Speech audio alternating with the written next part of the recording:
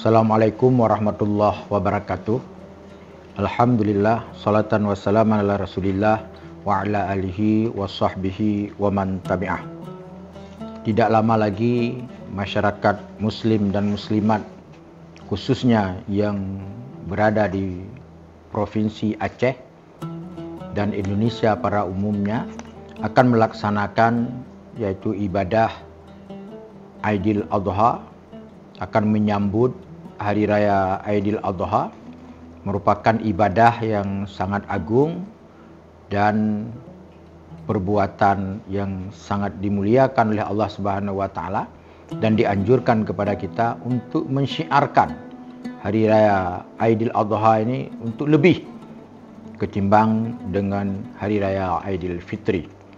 Tentunya Majlis Permusyawaratan Ulama Aceh melihat perkembangan dinamika yang berkembang di tengah-tengah masyarakat kita di setiap tahun menyambut Hari Raya Aidil Adha, bermacam-macam keadaan, maka Majlis Permusyawaratan Ulama Aceh mengeluarkan tausiah nomor 4 tahun 2024 Miladiah ataupun 1445 Hijriah.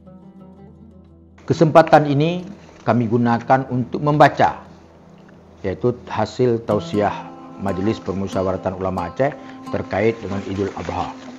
Yang pertama, pelaksanaan Hari Raya Idul Adha 1445 Hijriah yaitu berdasarkan ketetapan Pemerintah Republik Indonesia, yaitu pada tanggal 17 Juni 2024, 10 Zulhijjah 1445 Hijriah. Ibadah yang kita lakukan yaitu terkait dengan waktu itu sangat berkewajiban bagi kita untuk mengikuti waktu di mana tempat kita berada. Kita di Indonesia ini, pemerintah memutuskan berdasarkan hasil ru'yah tanggal 17 Juni 10 Zulhijjah.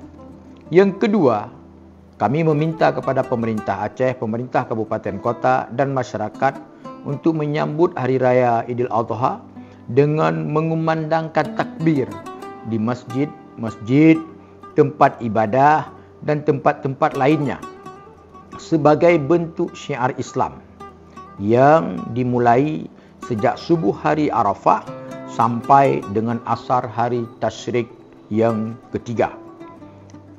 Tausiah yang ketiga yaitu diminta kepada pemerintah Aceh, pemerintah kabupaten kota dan masyarakat untuk melaksanakan ibadah salat Aid, ibadah kurban dan silaturahim kunjung mengunjungi sebagai wujud penguatan ukhuwah dan kepedulian kita terhadap sesama.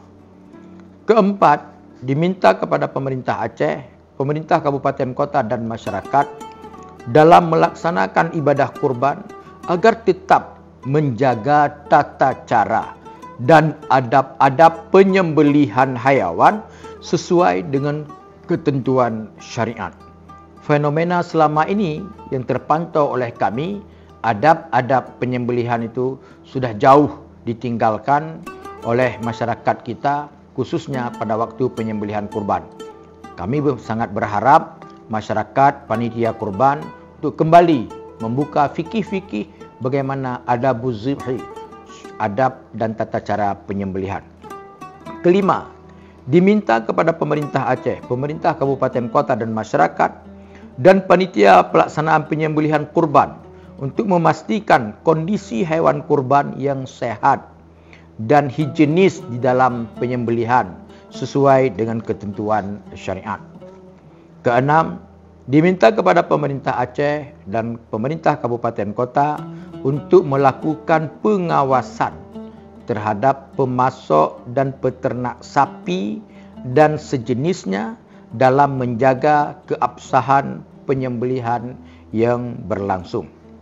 Ketujuh, diminta kepada pemerintah Aceh dan pemerintah kabupaten kota untuk melakukan penertiban dan pengawasan terhadap pembakaran mercon balapan liar dan tindakan-tindakan yang mengusik kenyamanan dalam berhari raya. Kedelapan, diminta kepada pemerintah Aceh dan pemerintah kabupaten kota untuk memfasilitasi pawai takbir keliling pada malam hari raya sebagai wujud syiar Islam dan keistimewaan Aceh. 8 poin tausiah ini kami harap menjadi pegangan untuk dijalankan oleh seluruh masyarakat Aceh, apakah masyarakat Aceh di tingkat yang berada di kota ataupun yang berada di kampung-kampung. 4 pimpinan MPU Aceh bertanda tangan, Tunku Haji Faisal Ali Ketua, Wakil Ketua Tunku Haji Hasbi Al-Bayuni, Wakil Ketua Profesor Dr. Tunku Haji Muhibut Tabri MAG, Wakil Ketua Dr. Tunku Haji Muhammad Hatta LC MED. Demikian tausiah ini, ada manfaatnya. Mohon maaf atas segala kekurangan. Wallahul muwaffiq ila aqwamit thariq. Assalamualaikum warahmatullahi wabarakatuh.